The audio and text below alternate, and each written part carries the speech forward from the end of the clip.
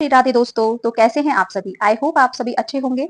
आप देख रहे हैं स्टडीज विद ईक्यू और मैं आप सभी के साथ सिमरन आप सभी के लिए लेकर आई हूँ मध्यकालीन भारत का इतिहास। जी हाँ दोस्तों, और जैसा कि जानते ही हैं आप दोस्तों कि हम लूसेंट की बुक कंप्लीट कर रहे हैं और लूसेंट की इस बुक में हमने प्राचीन भारत का इतिहास कंप्लीट कर लिया है और मध्यकालीन भारत के इतिहास की भी एक वीडियो पहले आ चुकी है दोस्तों।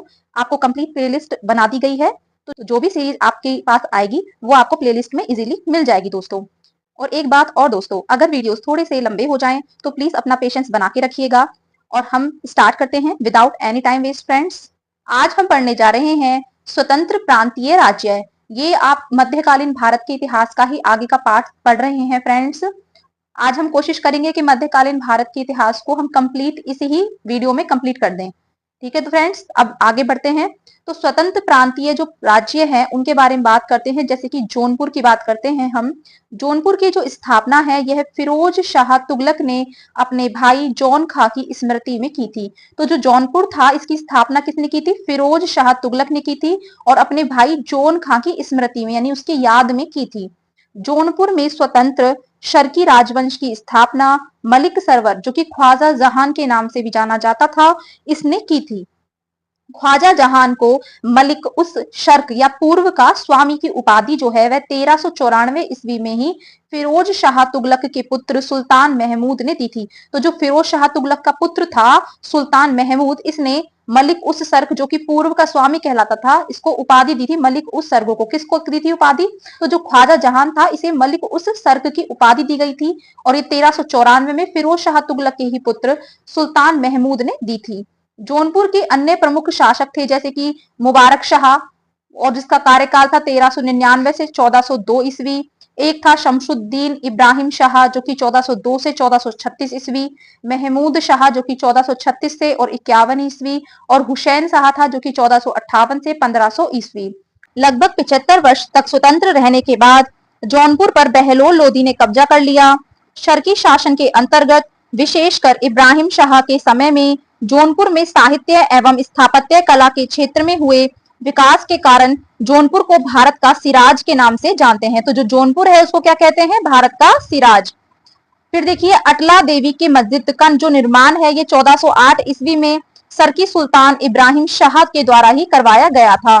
तो जो आपकी अटाला देवी हैं इनकी मस्जिद का निर्माण 1408 में किसने करवाया था? इब्राहिम शाह ने करवाया था। अटाला देवी मस्जिद का जो निर्माण है यह कन्नौज के राजा विजय चंद्र द्वारा निर्मित अटाला देवी के मंदिर को तोड़ करके करवाया गया था। मतलब अटाला देवी का मंदिर तोड़ दिया गया था और उसको तोड़ करके अटाला देवी मस्जिद बना दी थी। जामी मस्जिद का निर्माण 1470 ईस्वी में हुसैन शाह सरकी के द्वारा किया गया था। झंझरी जो मस्जिद है ये 1430 ईस्वी में इब्राहिम शर्की के द्वारा, एक लाल दरवाजा मस्जिद का निर्माण मोहम्मद शाह के द्वारा 1450 ईस्वी में किया गया था। जौनपुर के बाद कश्मीर की बात करें, सुहादेव नामक एक हिंदू ने 1301 ईस्वी में कश्मीर में हिंदू राज्य की स्थापना की। 1339 से और 40 ईस्वी में कश्मीर में शाहमीर के द्वारा प्रथम मुस्लिम वंश की स्थापना की गई। कश्मीर का प्रथम मुस्लिम शासक शाहमीर था जो कि शमसुद्दीन शाहमीर के नाम से गद्दी पर बैठा। इसने अपनी राजधानी इंद्रकोट में स्थापित की। कहाँ पे स्थापित की थी इसने अपनी राजधानी? तो इसने अपनी राजधानी इंद्रकोट में स्थापित की थी। अलाउद्दीन ने राजधानी इंद्रकोट से हटा करके इसे अलाउद्दीनपुर यानी जो श्रीनगर है वहां पर ये स्थित है, वहां पर इसने स्थापित कर दी थी।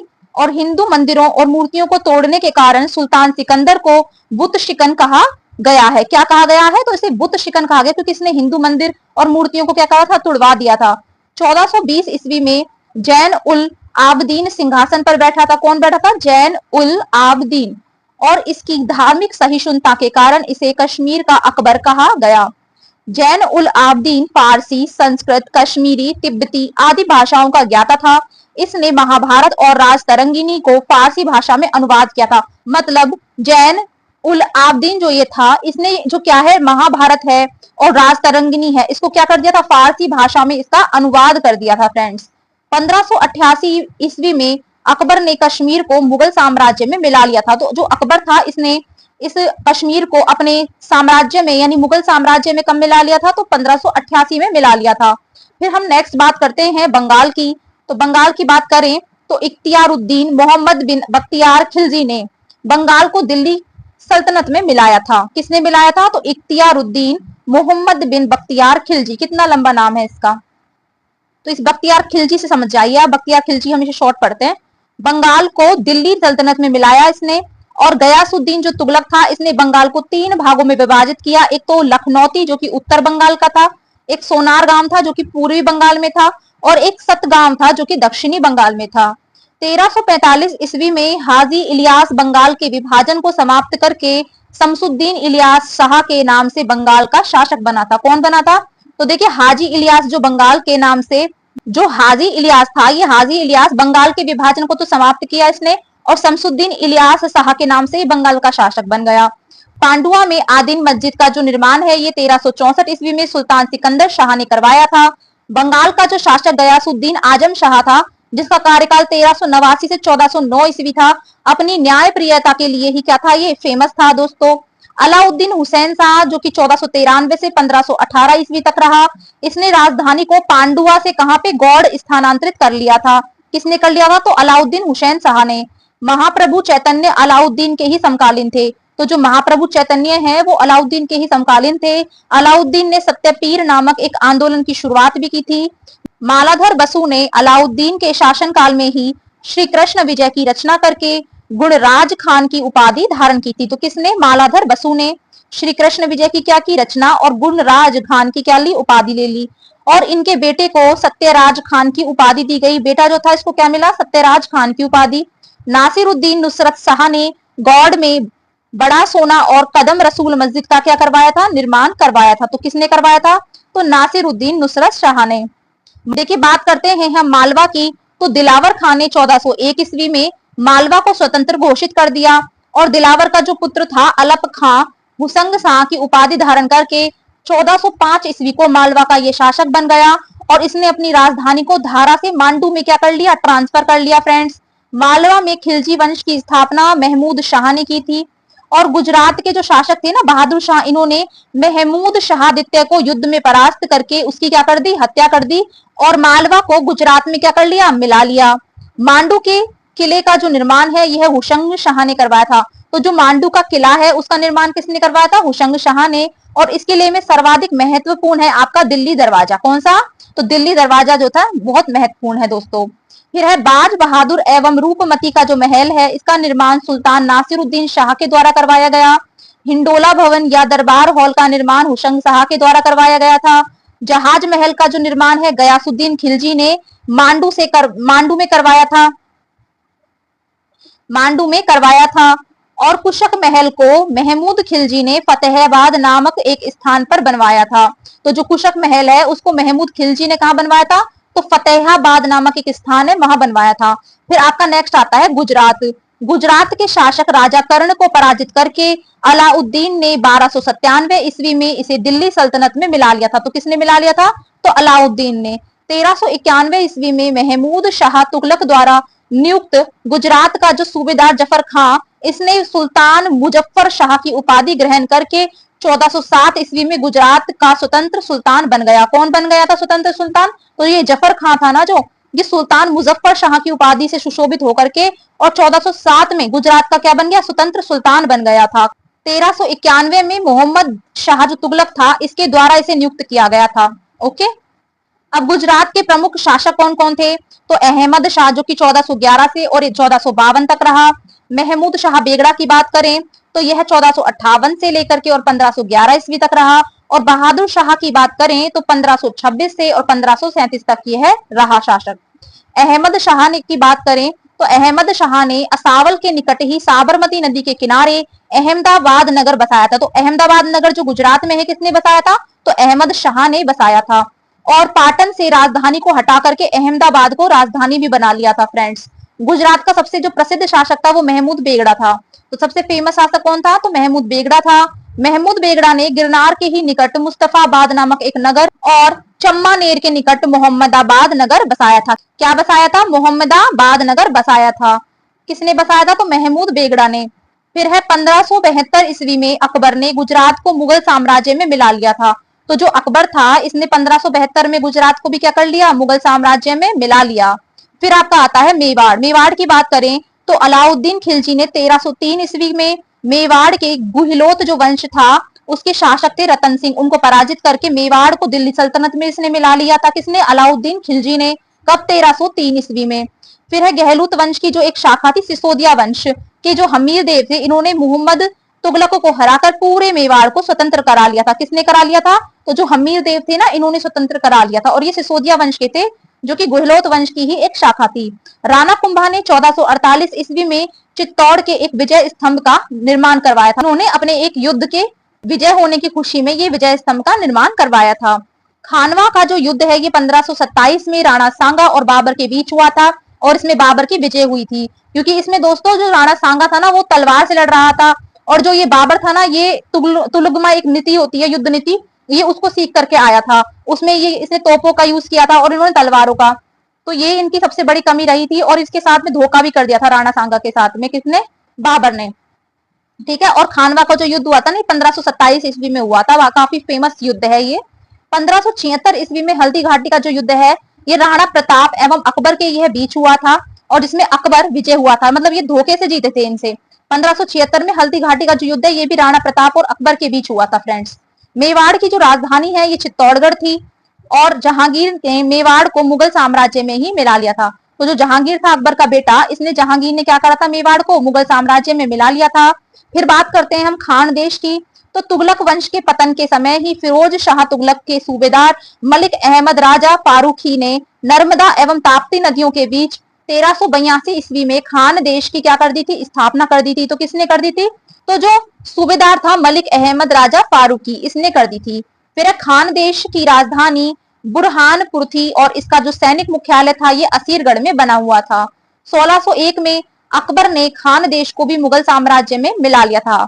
अब हम बात करते हैं फ्रेंड्स सूफी आंदोलनों की।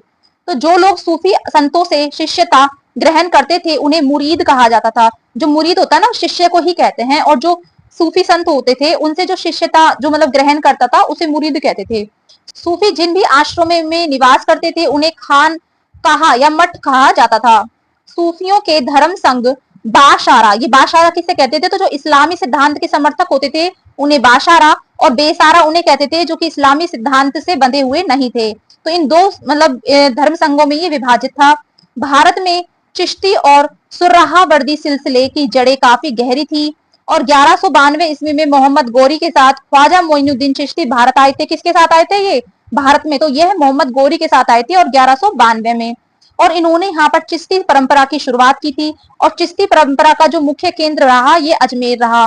फिर है चिश्ती परंपरा के कुछ अन्य महत्वपूर्ण भी संत थे, जैसे निजामुद्दीन औलिया था, बाबा फरीद था, बख्तियार काकी और शेख बुरहानुद्दीन गरीब, और बाबा फरीद बख्तियार काकी का ही शिष्य था। तो जो ये फरीद था वो किसका शिष्य था? तो बख्तियार काकी जो था इनका शिष्य था। बाबा फरीद की जो रचनाएं हैं गुरु ग्रंथ साहिब में शामिल है। तो जो बाबा फरीद है इनकी रचनाएं कहां पर है? गुरु ग्रंथ साहिब में सम्मिलित हैं फ्रेंड्स। बाबा फरीद के दो महत्वपूर्ण शिष्य थे, एक तो निजामुद्दीन औलिया और एक था अलाउद्दीन साबिर। ठीक है। हजरत निजामुद्दीन औलिया ने अपने जीवन काल में दिल्ली के 7 सुल्तानों का शासन देखा था। तो किसने 7 सुल्तानों का शासन देखा था? तो जो निजामुद्दीन औलिया था ना, या हजरत निजामुद्दीन औलिया, इसने 7 सुल्तानों का क्या देखा था? शासन देखा था। और इनके प्रमुख शिष्य थे, एक तो शेख सलीम चिश्ती, अमीर खुसरो भी निजामुद्दीन औलिया के ही शिष्य हैं, क्वेश्चन आया हुआ है, अमीर हसन दहलवी, और शेख बुरहानुद्दीन गरीब ने 1340 ईस्वी में दक्षिण भारत के क्षेत्रों में चिश्ती संप्रदाय की क्या कर दी थी? शुरुआत कर दी थी। तो जो शेख बुरहानुद्दीन गरीब थे इन्होंने 1340 में दक्षिण भारत के क्षेत्रों में क्या कर दी थी? चिश्ती संप्रदाय की शुरुआत कर दी थी, और एक दौलताबाद को इन्होंने अपना मुख्य केंद्र बनाया था। सूफियों के सुर्राहावर्दी धर्म संघ या सिलसिला की जो स्थापना है यह शेख शिहाबुद्दीन उमर सुर्राहावर्दी ने की थी, किंतु 1262 ईस्वी में इसके सुदृढ़ संचालन का जो श्रेय जाता है ये शेख बदरुद्दीन जकारिया को जाता है। इन्होंने सिंध एवं मुल्तान को मुख्य केंद्र बनाया। सुर्राहावर्दी सिलसिला ने राज्य के जो संरक्षण को स्वीकारा था। जो सुर्राहावर्दी थे इन्होंने क्या किया था? राज्य का जो संरक्षण था उसे क्या किया था? स्वीकारा था। शेख अब्दुल्ला सतारी ने सतारी सिलसिले की क्या की थी? स्थापना की थी, और इसका मुख्य केंद्र क्या था? बिहार था। कादरी धर्म संघ या सिलसिला की स्थापना सैयद अब्दुल कादिर अल जिलानी ने बगदाद में की थी। भारत में इस सिलसिला के जो प्रवर्तक हैं मोहम्मद गौस थे, और इस सिलसिला के अनुयायी गाने बजाने के क्या थे, विरोधी थे, जो लोग शिया मत के विरुद्ध थे। राजकुमार दारा शाहजहां का एक ज्येष्ठ पुत्र था, राजकुमार दारा। कादरी सिलसिला से मुल्लाह शाह का शिष्य था। किसका शिष्य था? तो ये मुल्लाह शाह का शिष्य था कादरी सिलसिले के। नक्शबंदी धर्म संघिया सिलसिला की जो स्थापना है ये ख्वाजा अब्दुल्ला ने ही की थी, और भारत के इस सिलसिले की स्थापना ख्वाजा बकी बिल्लाह ने की थी। भारत में इसके व्यापक प्रचार का जो श्रेय है ये बकी बिल्लाह के ही शिष्य अकबर के समकालीन शेख अहमद सरहिंदी को जाता है। फिरदौसी सुरहावर्दी सिलसिला के ही शाखा के थे, और मतलब जो सिलसिला थी ना उसी की एक शाखा थी फिरदौसी सुरहावर्दी, और जिसका कार्य क्या क्षेत्र कहाँ पे था, बिहार में था। इस सिलसिले को शेख सफरुद्दीन याहुआ ने लोकप्रिय बनाया, और याहुआ ख्वाजा निजामुद्दीन का ही क्या था, शिष्य था। कौन था शिष्य? तो याहुआ जो था वह ख्वाजा निजामुद्दीन का ही शिष्य था। अब हम भक्ति आंदोलन पे आ चुके हैं दोस्तों। भक्ति आंदोलनों की बात करें तो 6ठी शताब्दी में भक्ति आंदोलनों की शुरुआत तमिल क्षेत्र से हुई है, जो कि कर्नाटक और महाराष्ट्र में फैल गई। भक्ति आंदोलन का विकास तो 12 अलवार वैष्णव संतों और 63 नयनार शैव संतों ने मिलकर किया था। शैव संत अप्पार ने पल्लव राजा महेंद्र वर्मन को शैव धर्म स्वीकार करवाया था। भक्ति कवि संतों को संत कहा जाता था, और उनके 2 समूह हुआ करते थे। प्रथम समूह तो वैष्णव संत, जो कि महाराष्ट्र में लोकप्रिय हुए, और वे भगवान विठोवा के भक्त थे। विठोवा पंथ के जो संत हैं और उनके अनुयायी बरकरी या तीर्थयात्री पंथ कहलाते थे, क्योंकि हर वर्ष पंढरपुर की तीर्थ यात्रा पर वे जाते थे। दूसरा समूह पंजाब एवं राजस्थान के हिंदी भाषी क्षेत्रों में सक्रिय था, और जो इसकी निर्गुण भक्ति थी, निर्गुण भक्ति क्या होती है, जो कि हर विशेषता से परे भगवान की जो भक्ति होती है वो ही निर्गुण भक्ति होती है। इस सब में आस्था थी। फिर भक्ति आंदोलन का दक्षिण भारत में, उत्तर भारत में रामानंद के द्वारा लाया गया था। मतलब जो भक्ति आंदोलन था इसको दक्षिण भारत से लाए गए थे। कौन लेकर आए थे? तो जो उत्तर भारत में रामानंद जी लेकर आए थे। बंगाल में कृष्ण भक्ति की जो प्रारंभिक प्रतिपादकों ने विद्यापति ठाकुर और चंडीदास थे। मतलब जो बंगाल में जो कृष्ण भक्ति की जो प्रारंभिक प्रतिपादक थे वो कौन थे? तो वे विद्यापति ठाकुर और चंडीदास थे। रामानंद की शिक्षा से 2 संप्रदायों का प्रादुर्भाव हुआ, सगुन जो कि पुनर्जन्म में विश्वास रखता है, और निर्गुण जो भगवान के निरंकार रूप को पूछता है। सगुन संप्रदाय के सबसे प्रसिद्ध व्याख्याताओं में थे तुलसीदास और नाभादास जैसे राम भक्त, और निम्बार्क, वल्लभाचार्य, चैतन्य, सूरदास और मीराबाई जैसे कृष्ण भक्त थे, जो कि सगुन संप्रदाय से रिलेटेड थे। अगर निर्गुण संप्रदाय की बात करें तो सबसे प्रसिद्ध थे प्रतिनिधि इसमें कबीर, जिन्हें भावी उत्तर भारतीय पंथों का आध्यात्मिक गुरु कहा माना गया है। तो ये इंपॉर्टेंट हो जाता है कि भावी उत्तर भारतीय पंथों का जो आध्यात्मिक गुरु है किसे कहते हैं? तो कबीर को कहा जाता है। फिर बात करें हम शंकराचार्य की, तो शंकराचार्य ने अद्वैत दर्शन के विरोध में दक्षिण में वैष्णव संतों द्वारा एक 4 मतों की स्थापना की थी। और वो 4 मत कौन थे जो कि शंकराचार्य ने स्थापित करवाए थे, स्थापना की थी? तो दक्षिण में वैष्णव संतों का द्वारा स्थापित 4 मत थे। तो दक्षिण में वैष्णव संतों द्वारा स्थापित 4 मत थे, जैसे श्री संप्रदाय जो कि रामानुजाचार्य द्वारा, जिसे विशिष्टाद्वैत बोलते हैं। ब्रह्म संप्रदाय की बात करें माधवाचार्य द्वारा, जिसे द्वैतवाद कहते हैं। और रुद्र संप्रदाय जिसे विष्णु स्वामी द्वारा शुद्धाद्वैतवाद कहते हैं। सनकादि संप्रदाय की बात करें तो निम्बार्काचार्य द्वैताद्वैतवाद। नेक्स्ट है आपका भक्ति आंदोलन के संत। रामानुजाचार्य की बात करें तो 11वीं शताब्दी की ये बात कर रहे हैं हम। इन्होंने राम को अपना आराध्य माना था, और जब जन्म इनका कहाँ पे हुआ था? 1017 ईस्वी में हुआ। मद्रास के निकट ही पैरुंबर नामक एक स्थान है, वहां इनका जन्म हुआ था। और 1137 ईस्वी में इनकी मृत्यु भी हो गई थी। किनकी? रामानुजाचार्य की। रामानुज ने वेदांत में प्रशिक्षण अपने गुरु कांचीपुरम के यादव प्रकाश से प्राप्त किया था। तो जो रामानुज थे ना, इन्होंने वेदांत में प्रशिक्षण लिया था अपने गुरु जो कि कांचीवरम के यादव प्रकाश से प्राप्त किया था। रामानंद की बात करें तो रामानंद का जन्म 1299 ईस्वी में प्रयाग में हुआ था, और इनकी शिक्षा प्रयाग तथा वाराणसी में हुई। इन्होंने अपना संप्रदाय सभी जातियों के लिए खोल दिया था। रामानुज की भांति इन्होंने भी भक्ति को ही मोक्ष का एकमात्र साधन स्वीकार किया था। इन्होंने मर्यादा पुरुषोत्तम राम और सीता की आराधना को समाज के समक्ष रखा था। किसने रखा था? तो रामानंद जी ने। इनके प्रमुख शिष्य थे जैसे कि रैदास जो कि हरिजन थे। कबीर की बात करें तो वो एक जुलाहा परिवार से थे। धन्ना जो थे वे जाट से थे, और जो सेना थे वो एक नाई थे, और पीपा की बात करें तो वो राजपूत थे दोस्तों। नेक्स्ट है कबीर। कबीर का जो जन्म है ये 1425 ईस्वी में एक विधवा ब्राह्मणी के गर्भ से हुआ था। लोक लज्जा की बहस से उसने नवजात शिशु को वाराणसी में लहतारा के पास ही तालाब के समीप ही छोड़ दिया, और जुलाहा नीरू ने अपनी और उनकी पत्नी नीमा ने नवजात शिशु को अपने घर में ले आए और इस बालक का नाम कबीर रख दिया। इन्होंने राम, रहीम, हजरत, अल्लाह आदि को एक ही ईश्वर के अनेक रूप माने। इन्होंने जाति प्रथा, धार्मिक कर्मकांड, बाह्य आडंबर, मूर्ति पूजा, जप तप और अवतारवादी आदि का घोर विरोध करते हुए एकेश्वरवाद, मतलब भगवान सिर्फ एक ही है ऐसा इनका मानना था, एकेश्वरवाद में आस्था व्यक्त की और निराकार ब्रह्म की उपासना में महत्व इन्होंने दिया था। निर्गुण भक्ति धारा से जुड़े कबीर ऐसे प्रथम भक्त थे जिन्होंने संत होने के बाद भी पूर्णतः गृहस्थ जीवन का क्या किया था, निर्वाह किया था। तो ऐसे वे कौन से संत थे जिन्होंने पूर्णतः गृहस्थ जीवन का निर्वाह किया था एक संत होते हुए भी? तो वो कौन थे? वो थे कबीर। ओके दोस्तों, इनके अनुयायी कबीर पंथी कहलाए। कबीर के उपदेश शब्द सिखों के आदि ग्रंथ में भी संग्रहित हैं फ्रेंड्स। नेक्स्ट है गुरु नानक। तो गुरु नानक की बात करें तो गुरु नानक का जन्म 1469 ईस्वी में विभाजित पंजाब के तलवंडी नामक एक स्थान पर हुआ, जो अब ननकाना साहिब के नाम से विख्यात है। और इनकी माता का नाम तृप्ता देवी और पिता का नाम कालू राम था। बटाला के मूलराज खत्री की बेटी सुलक्षणी से उनका विवाह हुआ। उन्होंने देश का 5 बार चक्कर लगाया, जिसे उदासीस कहा जाता है। उन्होंने कीर्तन के माध्यम से ही उपदेश दिए थे। अपने जीवन के अंतिम क्षणों में उन्होंने रावी नदी के किनारे करतारपुर में अपना डेरा, यानी मठ जो बोलते हैं, जहाँ इनका डेरा होता है ना उसको मठ बोलते हैं, स्थापित किया था। और अपने जीवन में इन्होंने अपने को आध्यात्मिक आधार पर अपने पुत्रों की जगह अपने शिष्य भाई लहना, जो कि अंगद के नाम से भी जाना जाता है, उसको अपना उत्तराधिकारी बनाया था। अपना उत्तराधिकारी किसको बनाया था इन्होंने? तो जो इनका शिष्य था ना भाई लहना, जिसे अगध के नाम से भी जानते हैं, उसे उत्तराधिकारी नियुक्त किया। इनकी मृत्यु 1539 ईस्वी में ही करतारपुर में ही हो गई थी। और जो नानक जी थे, इन्हें सिख धर्म की स्थापना इन्होंने की थी, और नानक सूफी संत बाबा फरीद से प्रभावित थे। तो जो नानक जी थे, ये सूफी संत जो फरीद थे ना, उनसे प्रभावित थे ये। अगर बात करें चैतन्य स्वामी की, तो चैतन्य का जन्म 1486 ईस्वी में नदिया पड़ता है बंगाल, वहां के मायापुर गांव में हुआ था। इनके पिता का नाम जगन्नाथ मिश्र और माता का नाम जो था वह सची देवी था। पाठशाला में चैतन्य को निमाई पंडित कहा जाता था, और इन्होंने गोसाई संघ की क्या की थी? स्थापना की थी। साथ ही संकीर्तन प्रथा को भी क्या किया था? जन्म दिया था।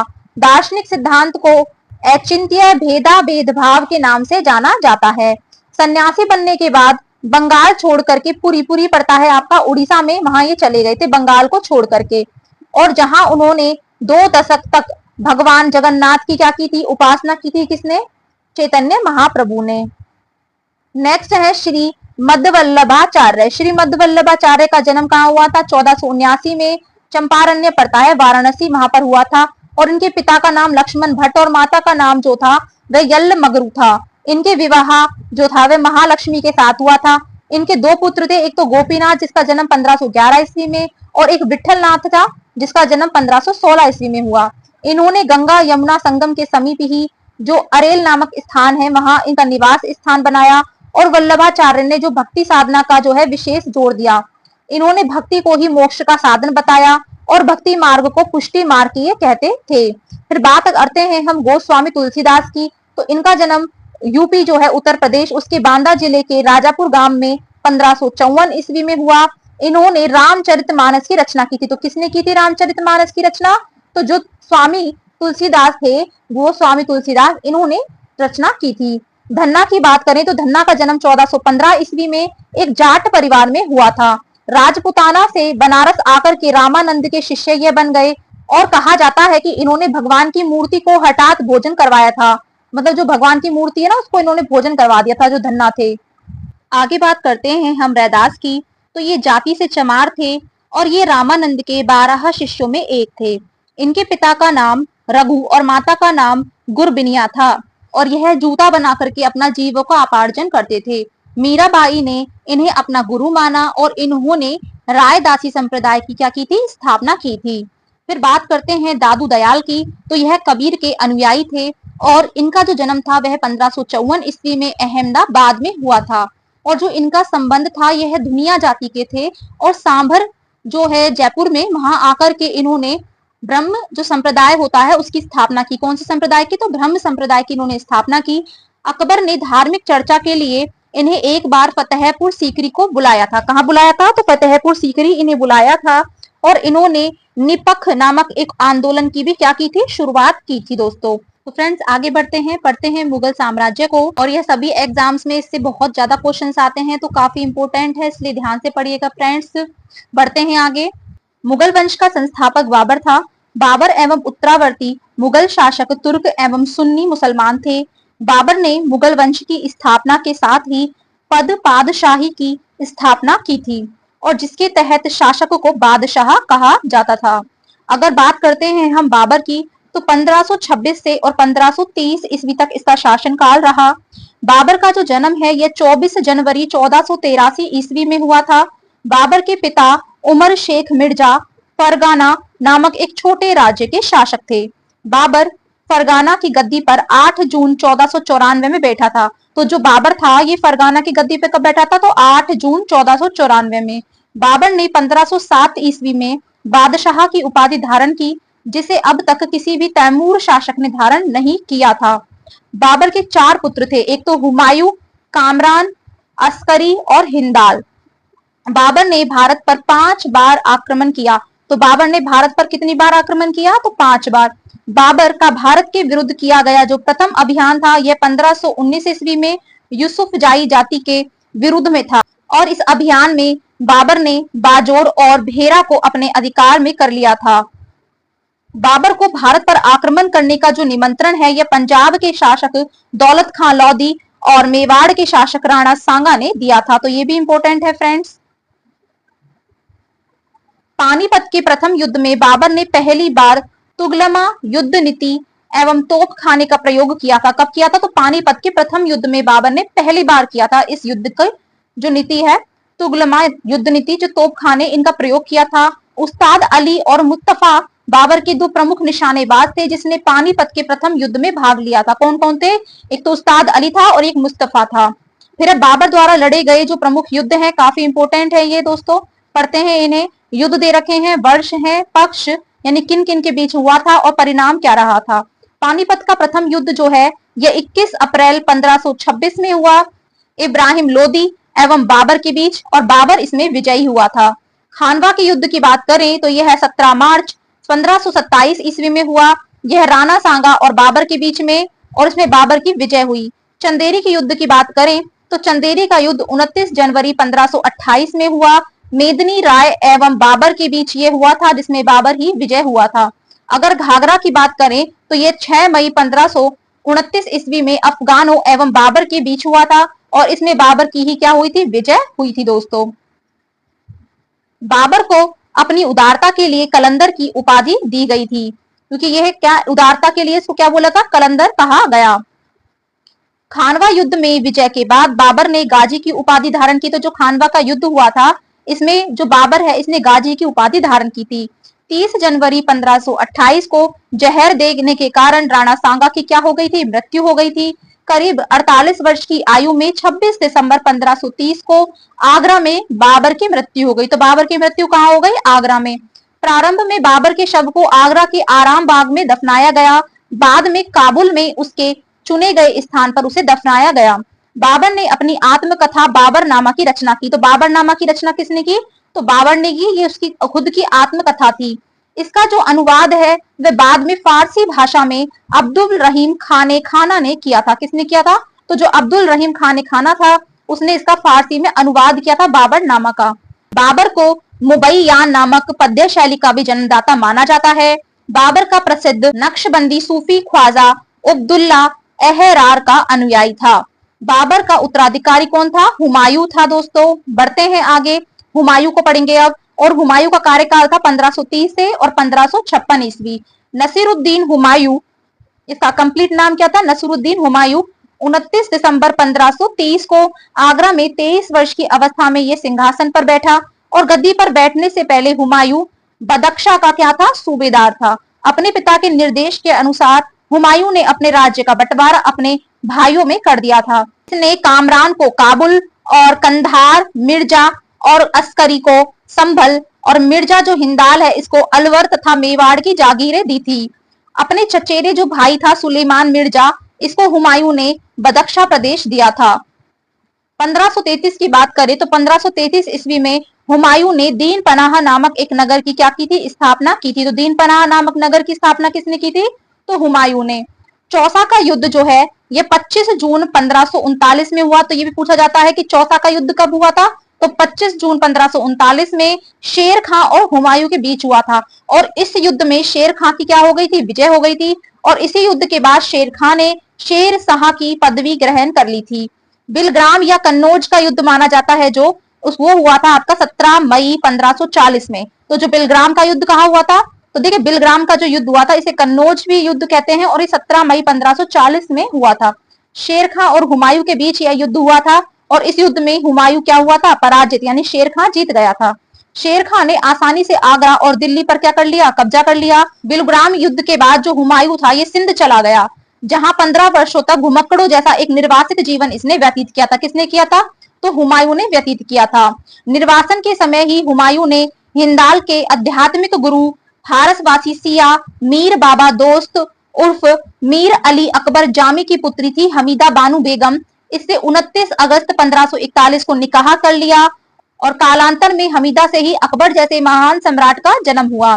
1555 में हुमायूं ने पंजाब के सूरी शासक सिकंदर को क्या किया, पराजित कर दिया, और पुनः दिल्ली की गद्दी पे बैठ गया। कब बैठ गया दिल्ली की गद्दी पे वापस, तो 1555 में बैठ गया, और पंजाब का जो तो सूरी शासक था सिकंदर, इसको पराजित करके दिल्ली की गद्दी पे बैठा। हुमायूं द्वारा लड़े गए 4 प्रमुख युद्धों के क्रम की बात करें तो देवरा का युद्ध जो इसने लड़ा 1531 में, चौसा का युद्ध जो इसने लड़ा वो 1539 में, बिलग्राम का युद्ध जिसे कन्नौज का युद्ध भी कहते हैं 1540 में, और फिर बाद में इसने सरहिंद का युद्ध लड़ा था 1555 में, जिसमें ये जीत गया था। 1 जनवरी 1556 को दीन पनाह भवन की स्थित जो पुस्तकालय की सीढ़ियां थी वहां से गिरने के कारण हुमायूं की मृत्यु हो जाती है, और हुमायूं नामा की जो रचना है ये गुलबदन बेगम ने की थी। किसने की थी हुमायूं नामा की रचना, तो ये इंपॉर्टेंट है कि गुलबदन बेगम ने की थी। हुमायूं ज्योतिष में विश्वास करता था, इसने सप्ताह के 7 दिन 7 रंग के कपड़े पहनने के नियम बना रखे थे दोस्तों। नेक्स्ट है आपका शेर शाह। शेर शाह की बात करें तो 1540 से और 1545 इसका कार्यकाल था। सूर साम्राज्य का संस्थापक अफगान वंशीय शेर शाह सूरी था। शेर शाह का जन्म 1472 ईस्वी में बजवाड़ा जो कि होशियारपुर में हुआ था इसका जन्म। इनके बचपन का नाम फरीद खां था, और यह सूर वंश से संबंधित था। कौन से वंश से, सूर वंश से। और इनके पिता हसन खां जौनपुर राज्य के अंतर्गत ही सासाराम के क्या थे, जमींदार थे। फरीद ने एक शेर को तलवार से एक ही वार में मार दिया था, और उसकी इस बहादुरी से प्रसन्न होकर के बिहार के अफगान शासक सुल्तान मोहम्मद बहार खां लोहाना ने उसे शेर खां की क्या दे दी थी, उपाधि दी थी। तो किसने दी थी, तो मोहम्मद बहार खां लोहाना ने। शेर शाह बिलग्रामी युद्ध जो है 1540 को जो हुआ, इसके बाद दिल्ली की गद्दी पर यह शेर शाह बैठ गया था। बिलग्रामी युद्ध के बाद शेर शाह की मृत्यु कालिंजर के किले में जीतने के क्रम में ही 22 मई 1545 को हो गई थी, और मृत्यु के समय है वह उक्का नामक एक आग्नेय शास्त्र चला रहा था।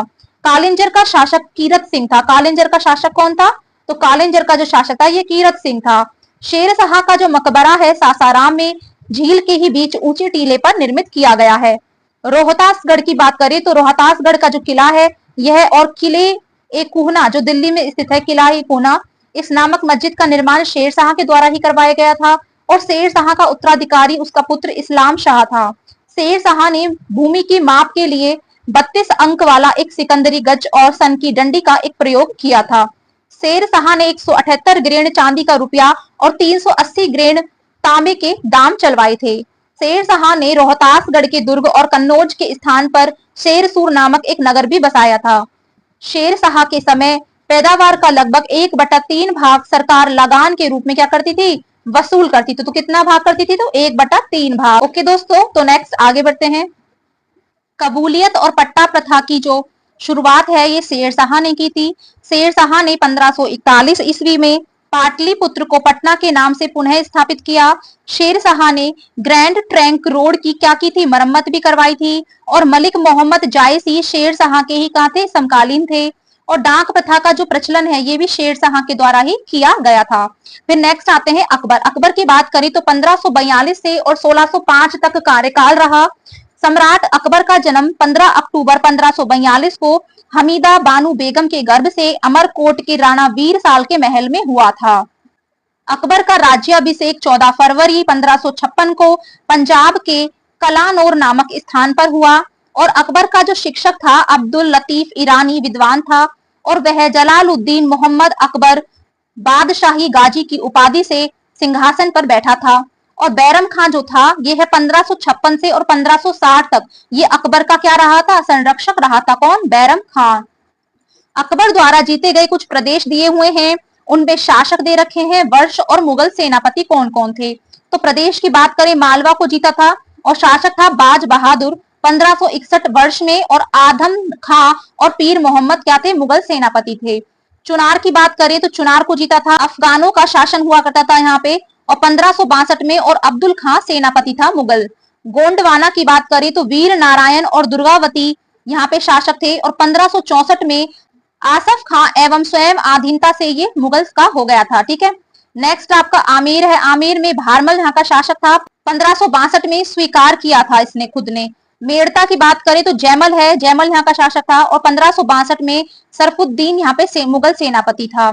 मेवाड़ की बात करें तो उदय सिंह एवं राणा प्रताप 1568 में तो स्वयं अकबर सेनापति था, और 1576 में जब राणा प्रताप के साथ युद्ध हुआ था उस टाइम मानसिंह और आसफ खां मुगल सेनापति थे।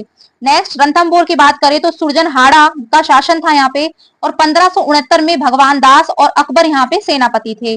कालिंजर की बात करें तो रामचंद्र यहाँ का क्या था, राजा था, और 1569 में मजनू खां काकशाह यहाँ पे मुगल सेनापति था। मारवाड़ की बात करें तो राव चंद्रसेन था, और 1570 में स्वेच्छा से इसने अधीनता स्वीकारी थी, अपनी स्वेच्छा से करी थी। और जैसलमेर की बात करें तो रावल हरिराय था, और 1570 में स्वेच्छा से इसने भी अधीनता स्वीकार कर ली थी। बीकानेर की बात करें तो कल्याणमल यहाँ का राजा था, और 1570 में स्वेच्छा से इसने भी अधीनता स्वीकार कर ली थी। गुजरात की बात करें तो मुजफ्फर खां तृतीय की है, और 1571 में खाने आजम सम्राट अकबर यहाँ मुगल सेनापति। और बिहार और बंगाल की बात करें तो दाऊद खां यहाँ पे था, और 1574-76 में मुनीम खां खाने खाना यहाँ का सेनापति। काबुल की बात करें तो हकीम खां मिर्जा, और 1581 में जीता था इसने, और पान सिंह व अकबर सेनापति थे, मुगल सेनापति। कश्मीर की बात करें तो यूसुफ याकूब खां 1586 में भगवान दास और कासिम खां यहाँ के मुगल सेनापति। उड़ीसा की बात करें तो उड़ीसा को जीता था निसार खां यहाँ का राजा था, और 1592 में मानसिंह सेनापति था। फिर नेक्स्ट बात करें सिंध की तो ये जानी बेग यहाँ का राजा था, और 1593 में अब्दुल रहीम खान खाना ने यहाँ मुगल सेनापति जिसने जीता था। बलूचिस्तान की बात करें तो यहाँ पे पन्नी अफगान का शासन था, और 1595 में मीर मासूम यहाँ का मुगल सेनापति जिसने जीता था।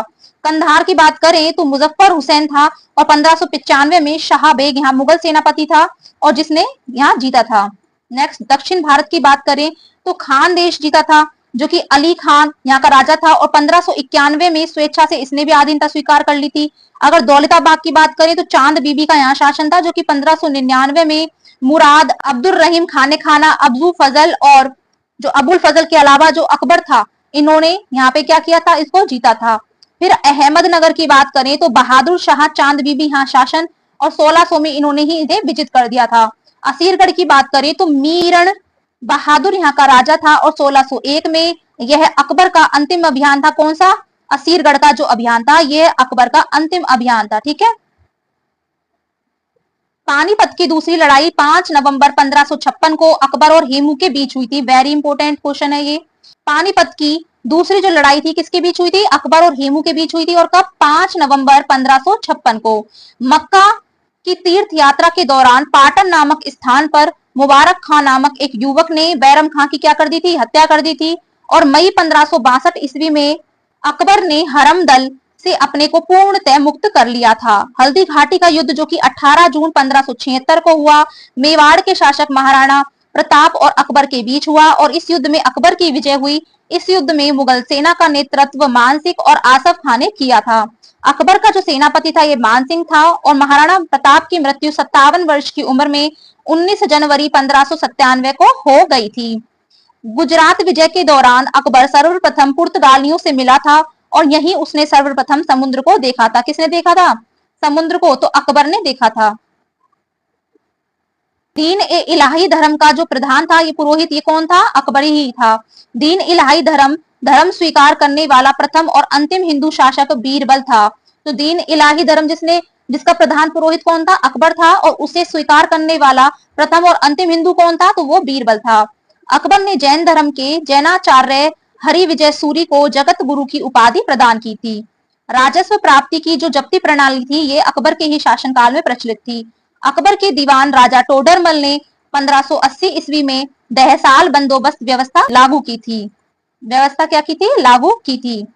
अकबर के दरबार का प्रसिद्ध जो संगीतकार था वो कौन था? तानसेन था। अकबर के दरबार के प्रसिद्ध चित्रकार अब्दूस समद था। दसवंत एवं बसावन अकबर के दरबार के ही कौन थे? चित्रकार थे। अकबर के शासनकाल के प्रमुख गायक तानसेन, बाज बहादुर, बाबा रामदास और बैजू बावरे था। अकबर की शासन प्रणाली की प्रमुख विशेषता मनसबदारी प्रथा थी। अकबर के समकालीन प्रसिद्ध सूफी संत शेख सलीम चिश्ती थे। अकबर की मृत्यु 16 अक्टूबर 1605 को हुई और इसे आगरा के निकट जो सिकंदरा है ना, वहां पे दफना दिया गया। अकबर के कुछ महत्वपूर्ण कार्य थे और वर्ष दे रखे हैं, जैसे कि दास प्रथा का अंत 1562 में किया। अकबर को हरम दल से मुक्ति 1562 में मिली। तीर्थ यात्रा कर जो समाप्त किया था, तीर्थ यात्रा पे जो कर लगता था, टैक्स लगता था, उसे समाप्त कर दिया था 1563 में। जजिया कर भी समाप्त कर दिया था 1564 में। फतेहपुर सीकरी की स्थापना एवं राजधानी का आगरा से फतेहपुर सीकरी में स्थानांतरण 1571 में किया। इबादत खाने की स्थापना 1575 में की और इबादत खाने में सभी धर्मों के लोगों के प्रवेश की जो अनुमति की जो मंजूरी है, इसकी घोषणा भी कब हो गई थी? तो ये 1578 में हो गई थी और 1579 में भी। मजहर की घोषणा 1579 में हो गई थी और दीन ए इलाही की जो स्थापना है ये 1582 में। इलाही संवत की जो स्थापना है, शुरुआत है, वो किसने की थी? 1583 में अकबर ने ही की थी। राजधानी लाहौर स्थानांतरित की थी, ये 1585 में की थी। नेक्स्ट है अकबर के समकालीन प्रसिद्ध सूफी संत शेख सलीम चिश्ती थे और अकबर की मृत्यु हमने देखी कब हुई थी? 16 अक्टूबर 1605 में हो गई थी और आगरा के निकट इसे सिकंदरा में क्या कर दिया था? दफना दिया गया था। स्थापत्य कला के क्षेत्र में अकबर की महत्वपूर्ण कृतियां दिल्ली में हुमायूं का मकबरा, आगरा का लाल किला, फतेहपुर सीकरी में शाही महल, दीवाने खास, पंच महल, बुलंद दरवाजा, जोधाबाई का महल, इबादत खाना और इलाहाबाद का किला और लाहौर का किला था। इसने जितने भी अच्छे काम किए थे ना, ये अपनी वाइफ जो जोधा थी उसके मार्गदर्शन से किए थे। अकबर के दरबार को सुशोभित करने वाले 9 रत्न इस प्रकार हैं, जैसे कि बीरबल है, अबुल फजल है। ये क्वेश्चन आ जाते हैं कि इसमें आपको कुछ क्वेश्चंस दे दिए जाते हैं कि इनमें से कौन है जो कि 9 रत्न नहीं है, इस टाइप से क्वेश्चन आ जाते हैं। तो कौन कौन है? बीरबल है, अबुल फजल है, तोडरमल है, भगवान दास है, तानसेन, मान सिंह, अब्दुल रहीम खाने खाना, मुल्ला दो प्याजा और हकीम हुकाम, ये सभी कौन थे? इसके 9 रत्न थे। अबुल फजल का जो बड़ा भाई फैजी था, ये अकबर के ही दरबार में राजकवि के पद पर क्या था? असीम था। फिर अबुल फजल की बात करें तो अकबरनामा ग्रंथ की रचना भी की थी अबुल फजल ने और दीन इलाही धर्म का ये मुख्य पुरोहित भी था। बीरबल के बचपन का नाम महेश दास था, ये भी आ जाता है। संगीत सम्राट तानसेन का जो जन्म है ग्वालियर में हुआ था और इनकी जो प्रमुख कृतियां हैं मियाँ की टोड़ी, मियाँ का मल्हार और मियाँ का सारंग आदि है, ये भी बहुत इंपॉर्टेंट है फ्रेंड्स। और जो कंठाभरण वाणी विलास की उपाधि अकबर ने किसको दी थी? तानसेन को दी थी। और अकबर ने भगवान दास जो कि आमेर के राजा भारमल का पुत्र था, इसको अमीर उल उमरा की क्या दी थी? उपाधि दे दी थी। यूसुफ जायू के विरोध को दबाने के दौरान बीरबल की हत्या हो गई और 1602 ईस्वी में जो सलीम किसका नाम था? जहांगीर का, इसके निर्देश पर दक्षिण में आगरा की ओर आ रहे अबुल फजल को रास्ते में वीर सिंह बुंदेल नामक एक सरदार ने इसकी हत्या कर दी थी। किसकी हत्या कर दी थी? तो अबुल फजल की। और किसके कहने पे? जहांगीर के निर्देश पर। मुगल सम्राट अकबर ने अनुवाद विभाग की क्या की? स्थापना की और नकीब खां अब्दुल कादिर बदायूनी तथा शेख सुल्तान ने रामायण एवं महाभारत का फारसी अनुवाद किया। वह महाभारत का नाम रज़्मनामा युद्धों की पुस्तक रखा, यानी जो महाभारत था इसी का नाम रज़्मनामा रखा, जो कि युद्धों की पुस्तक के नाम से फेमस थी। पंचतंत्र का जो फारसी भाषा में जो अनुवाद है ये अबुल फजल ने अनवर ए सादात नाम से किया। मतलब जो पंचतंत्र की जो फारसी भाषा में अनुवाद किया अबुल फजल ने, जिसे अनवर ए सादात के नाम से किया। और मौलाना हुसन फैज ने यार ए दानिश नाम से किया था। ठीक है, जो मौलाना हुसैन फैज थे, इन्होंने इसी पंचतंत्र का जो फारसी में अनुवाद किया, ये यार ए दानिश के नाम से किया। हाजी इब्राहिम सरहदी ने अर्थवेद का, मुल्ला शाह मोहम्मद ने राज तरंगनी का, और अब्दुल रहीम जो खाने खाना था, इसने तुजुक ए बाबरी तथा फैजी जो था, इसने लीलावती का फारसी में क्या कर दिया था, अनुवाद किया था। फैजी ने नल दमयंती जो कि सूरदास का द्वारा रचित है, इस कथा का फारसी में अनुवाद कर इसका नाम क्या रखा, सहेली रख दिया। क्या रखा इसका नाम, सहेली। किसका, दमयंती का, नल दमयंती का। अकबर के काल को हिंदी साहित्य का क्या कहा जाता है, स्वर्ण काल कहा जाता है। अकबर ने बीरबल को कवि प्रिय और नरहरि को महापात्र की उपाधि प्रदान की थी। अकबर ने बीरबल को कवि प्रिय और नरहरि को महापात्र की उपाधि प्रदान की थी।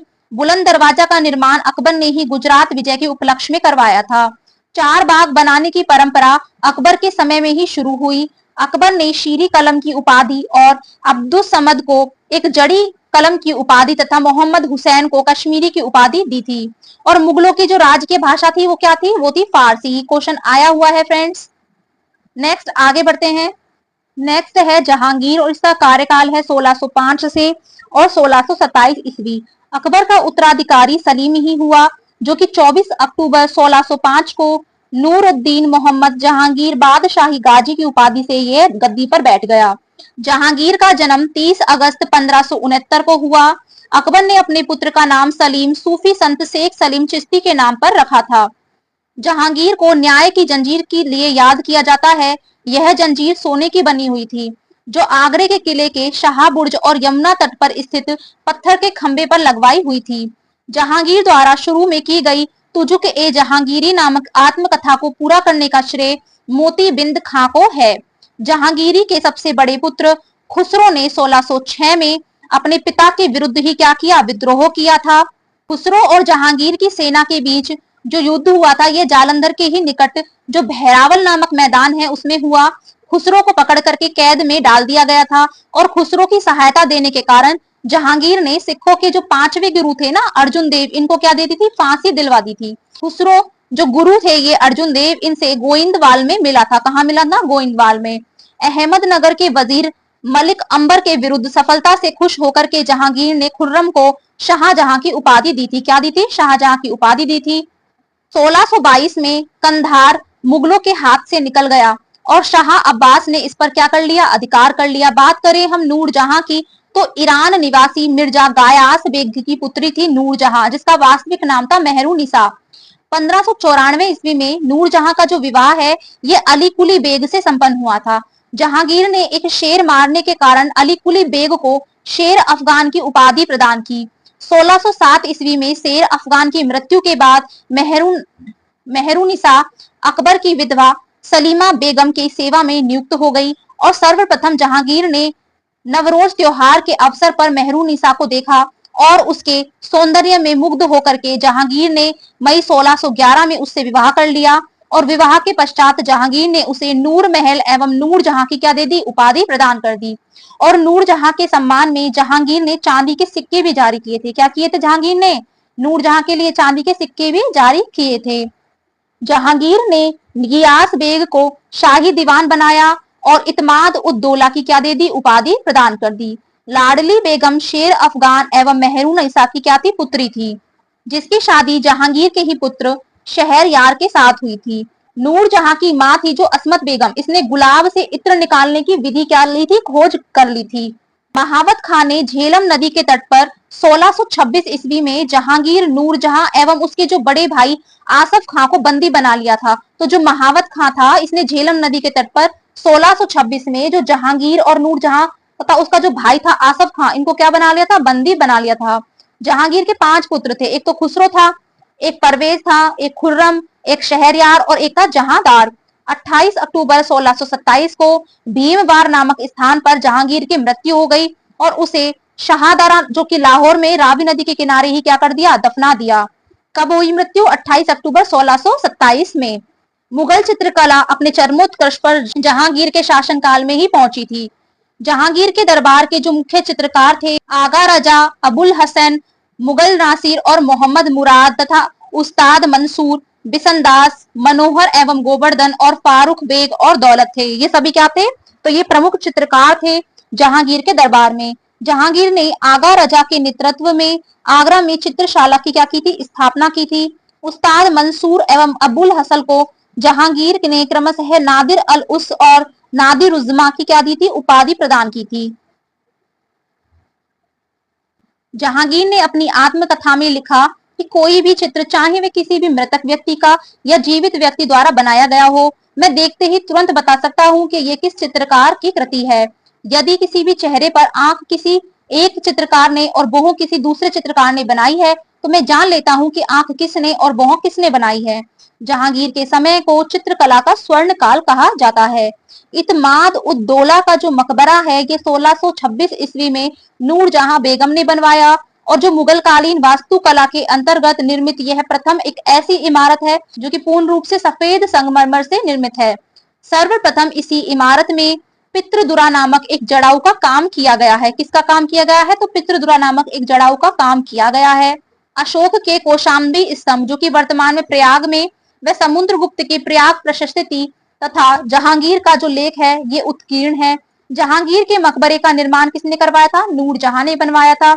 और जहांगीर के शासनकाल में captain Hawkins, sir Thomas Roe, William Finch और एडवर्ड टेरी जैसे यूरोपीय जो यात्री थे वे भी आए थे। कौन के काल में आए थे ये? तो ये जहांगीर के काल में आए थे। फिर नेक्स्ट है आपका शाहजहां, जो कि 1627 से और 1657 ईस्वी तक कार्यकाल इसका रहा। जहांगीर के बाद सिंहासन पर शाहजहां बैठा, और जोधपुर के शासक मोटा राजा उदय सिंह की जो पुत्री थी जगत गुसाई, इसके गर्भ से 5 जनवरी 1592 में खुर्रम, जिसे शाहजहां के नाम से जानते हैं, इसका जन्म लाहौर में हुआ। 1612 ईस्वी में खुर्रम का विवाह आसफ खां की पुत्री थी अर्जुमंद बानो बेगम से हुआ, जिसे शाहजहां ने मलिका ए जमानी की क्या दी थी? उपाधि प्रदान की थी। और 7 जून 1631 ईस्वी में प्रसव पीड़ा के कारण उसकी क्या हो गई थी? मृत्यु हो गई थी। 4 फरवरी 1628 ईस्वी को शाहजहां आगरे में अबुल मुजफ्फर शहाबुद्दीन मोहम्मद साहिब किरण ए सानी की उपाधि प्राप्त करके सिंहासन पर बैठा। शाहजहां ने आसफ खां को वजीर पद एवं महावत खां को खाने खाना की उपाधि प्रदान की थी, और इसने नूरजहां को 2 लाख रुपए प्रति वर्ष की पेंशन पर लाहौर जाने दिया। किसको? नूरजहां को।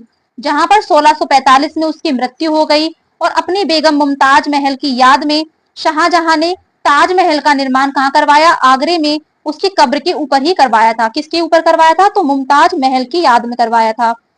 ताजमहल का निर्माण करने वाला जो मुख्य स्थापत्य कलाकार था वह उस्ताद अहमद लाहौरी था। किसने करा था? उस्ताद अहमद लाहौरी। और मयूर सिंहासन का जो निर्माण है शाहजहां ने ही करवाया था, और जो इसका मुख्य कलाकार था वो कौन था? बादल खां था। शाहजहां के शासनकाल को स्थापत्य कला का स्वर्ण युग कहा जाता है। शाहजहां द्वारा बनवाई गई जो प्रमुख इमारतें हैं वे दिल्ली की लाल किला है, दीवाने आम, दीवाने खास, और दिल्ली का जामा मस्जिद, आगरा मोती मस्जिद और ताजमहल आदि हैं। शाहजहां ने 1638 ईस्वी में अपनी राजधानी को आगरा से दिल्ली लाने के लिए यमुना नदी के दाहिने तट पर शाहजहानाबाद की क्या दी थी? नींव डाली थी। आगरे के जामा मस्जिद का निर्माण शाहजहां की पुत्री जहांनारा ने ही करवाई थी। शाहजहां के दरबार के प्रमुख जो चित्रकार थे वे मोहम्मद फकीर और मीर हासिम थे। शाहजहां ने संगीतज्ञ लाल खां और गुण समंदर की उपाधि प्रदान की थी। शाहजहां ने संगीतज्ञ जो लाल खां था उसको गुण समंदर की उपाधि प्रदान की थी। शाहजहां के पुत्रों में दारा शिकोह सर्वाधिक विद्वान था। तो जो शाहजहां के पुत्र थे उन सभी पुत्रों में दारा शिकोह क्या था? सर्वाधिक विद्वान था, और इसने भगवत गीता, योग्य वशिष्ठ, उपनिषद और रामायण के अनुवाद किसमें करे थे? फारसी में करवाया था। और सर ए अकबर जो कि महान रहस्य नामक एक उपनिषदों का अनुवाद भी इसने करवाया था। और ये जो दारा शिकोह है ये कादरी सिलसिले के जो मुल्लाह शाह बदख्शी हैं इनका क्या था? शिष्य था। शाहजहां ने दिल्ली में एक कॉलेज का निर्माण, दारुल थक्का नामक एक कॉलेज की मरम्मत करवाई थी। सितंबर 1657 में शाहजहां के गंभीर रूप से बीमार पड़ने और मृत्यु का अफवाह फैलने के कारण उसके पुत्रों के बीच उत्तराधिकारी का युद्ध प्रारंभ हुआ, और उस समय शुजा बंगाल का, मुराद गुजरात का, और औरंगजेब जो था वह दक्कन में था। 15 अप्रैल 1658 में दारा और औरंगजेब के बीच धर्मत का युद्ध हुआ था। कब हुआ था? 15 अप्रैल 1658 में। इस युद्ध में दारा की पराजय हो गई थी, और कौन जीत गया था? औरंगजेब जीत गया था। सामूगढ़ की बात करें तो सामूगढ़ का युद्ध हुआ था, ये 29 मई 1658 में दारा और औरंगजेब के बीच में हुआ था। और इस युद्ध में भी क्या हुआ, दारा हार गया था, यानी दारा शिकोह। उत्तराधिकारी का जो अंतिम युद्ध हुआ था ना देवराय की घाटी में, यह जो है मार्च 1659 में हुआ। और इस युद्ध में दारा की पराजित होने के कारण इस्लाम धर्म की अवहेलना करने के अपराध में उसे 30 अगस्त 1659 में उसकी हत्या कर दी गई थी। किसकी हत्या कर दी गई थी, तो दारा की हत्या कर दी गई थी। शाह बुलंद इकबाल, जिसे किंग ऑफ लॉफ्टी फॉर्च्यून भी कहा जाता है, के रूप में दारा शिकोह को क्या है, जाना जाता है। किसके रूप में जाना जाता है, तो शाह बुलंद इकबाल के रूप में। 8 जून 1658 को औरंगजेब ने शाहजहां को बंदी बना लिया और आगरा के किले में अपने कैदी जीवन के 8वें वर्ष अर्थात 22 जनवरी 1666 को 74 वर्ष की अवस्था में शाहजहां की क्या हो जाती है, मृत्यु हो जाती है दोस्तों। नेक्स्ट आ जाता है आपका औरंगजेब, जिसका कार्यकाल है 1658 से और 1707। औरंगजेब का जन्म 24 अक्टूबर 1618 को दोहाद, जो कि गुजरात में है ये स्थान, यहाँ पर हुआ था।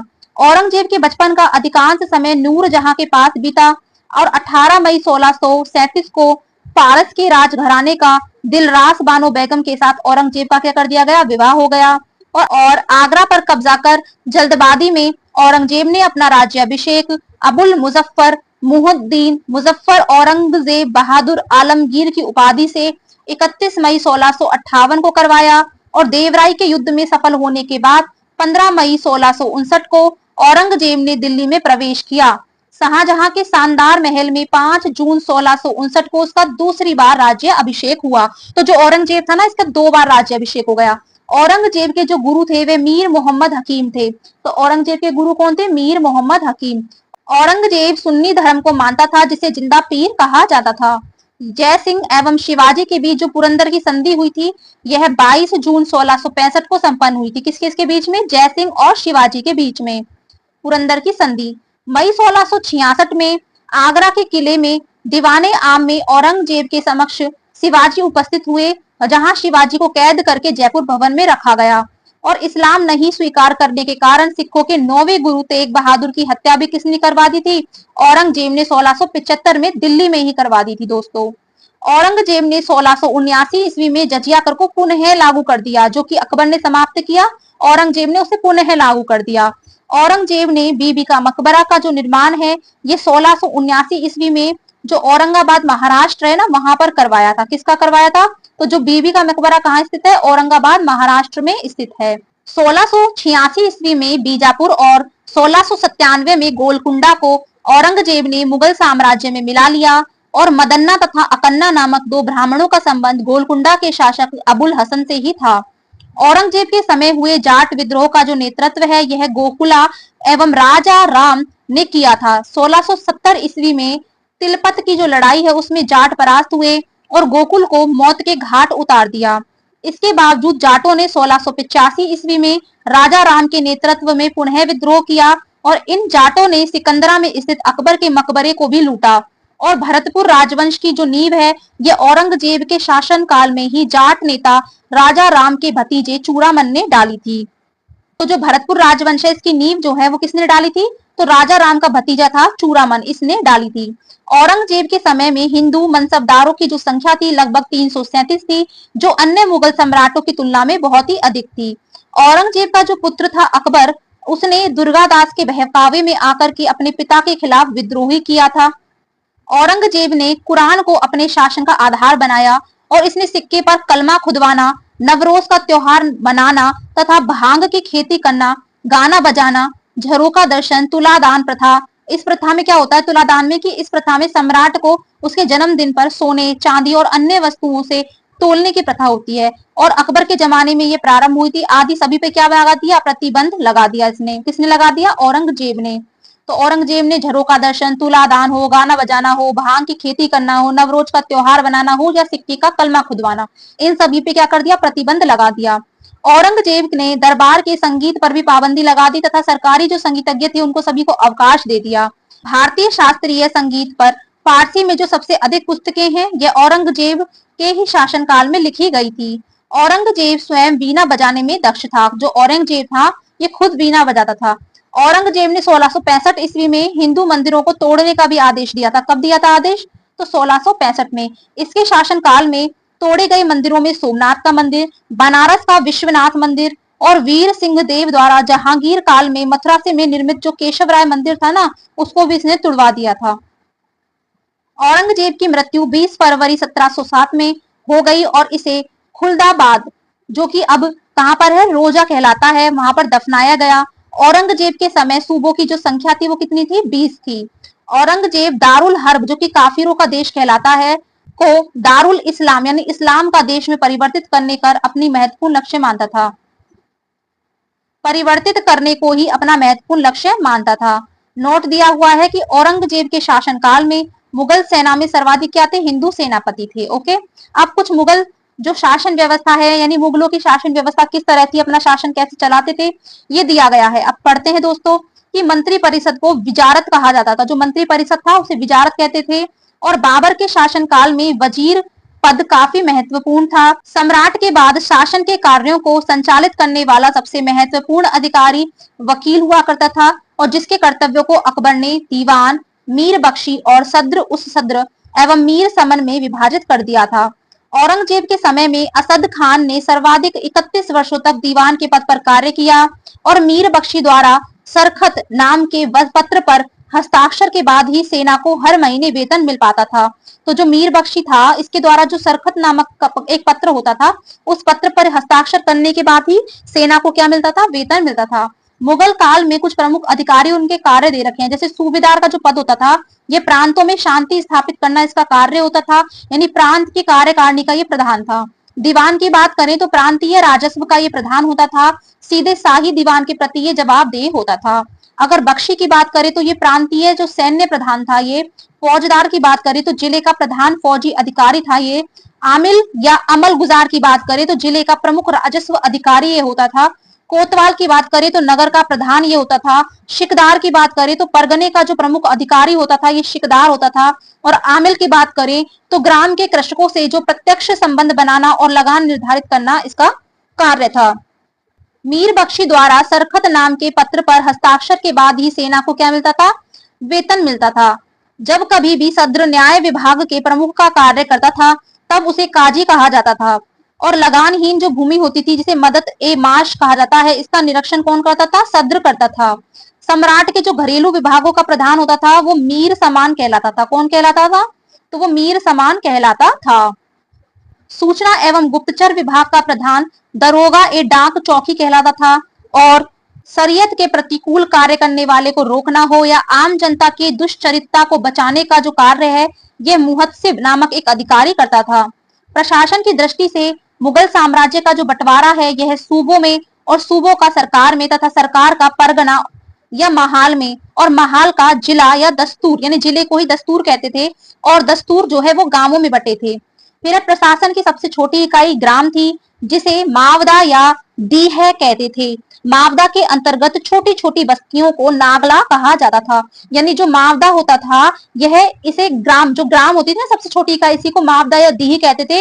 और ये जो मावदा होता था, ये छोटी छोटी बस्तियों में बटा होता था, जिसे नागला कहते थे।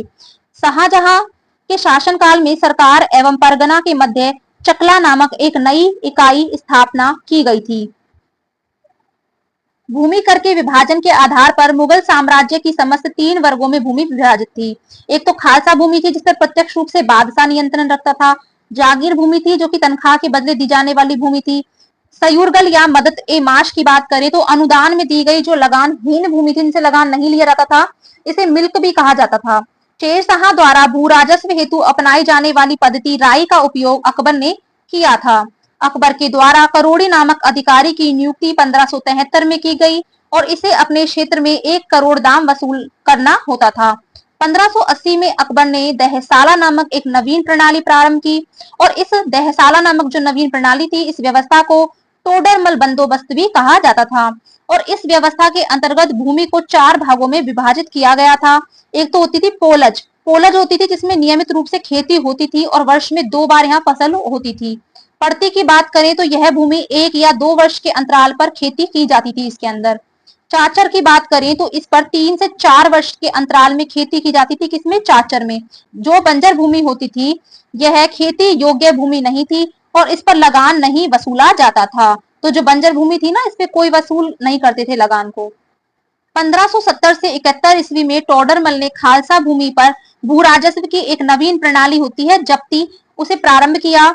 इसमें कर निर्धारण की 2 श्रेणियां थी, एक तो थी तख्शीस और दूसरे को तहसील कहते थे। औरंगजेब ने अपने शासनकाल में नस्क प्रणाली को अपनाया था। किसको अपनाया था औरंगजेब ने? तो नस्क प्रणाली को अपनाया था और भू राजस्व की जो राशि है उसको उपज का आधा कर दिया था। मुगल काल में कृषक 3 वर्गों में विभाजित थे, एक तो था खुदकाश्त, एक पाहीकाश्त और एक मुजारियन। देखिए, खुदकाश्त जो होता था ये किसान उसी गांव की भूमि पर खेती करते थे जहां के वे खुद निवासी होते थे। पाहीकाश्त जो होते थे ये दूसरे गांव जाकर कृषि कार्य करते थे। और जो मुजारियन की बात करें तो खुदकाश्त कृषकों की भूमि किराए पर लेकर के कृषि किया करते थे। मुगल काल में रुपए की सर्वाधिक जो ढलाई है ये औरंगजेब के समय में ही हुई थी और आना जो सिक्के थे इनका प्रचलन शाहजहां ने करवाया था। जहांगीर ने अपने समय में सिक्कों पर अपनी आकृति बनवाई और साथ ही उन पर अपना और नूरजहां का नाम भी अंकित करवाया था। सबसे बड़ा सिक्का संसब सोना का था और सोना जो स्वर्ण का सबसे प्रचलित सिक्का क्या था? इलाही था। जो सोने का सबसे ज्यादा जो फेमस प्रचलित सिक्का था वो क्या था? इलाही। मुगल कालीन जो अर्थव्यवस्था का आधार क्या था? चांदी का रुपया था और दैनिक लेन देन के लिए तांबे के दाम का यूज करते थे और 1 रुपये को 40 दाम होते थे। मतलब जो 1 रुपया होता था इसमें कितना होता था?